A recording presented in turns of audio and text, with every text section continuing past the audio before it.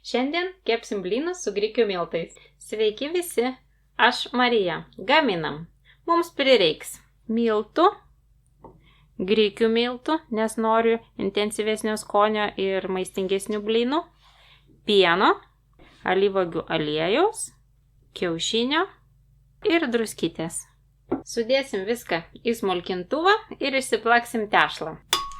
Kiaušinuką, grikių miltus,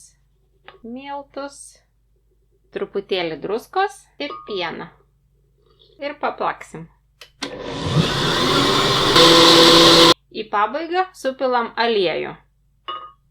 Dar paplakam.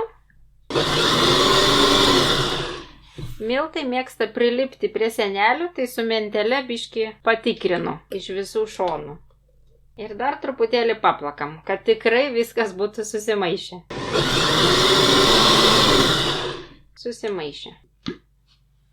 Be gamuliuko graži tešla. Atsineškim keptuvę ir kepsim blynus. Įsikaitinam keptuvę ant vidutinės kaitros.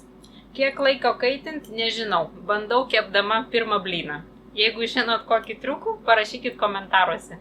Keptuvę patepsim aliejum, o tai pirmas blynas mėgsta prilipti.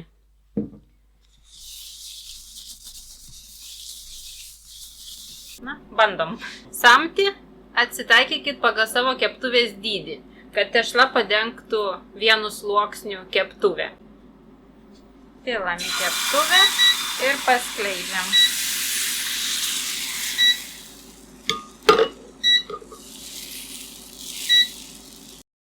Kraščiukai man visada prilimpa, tai aš juos nugramdau.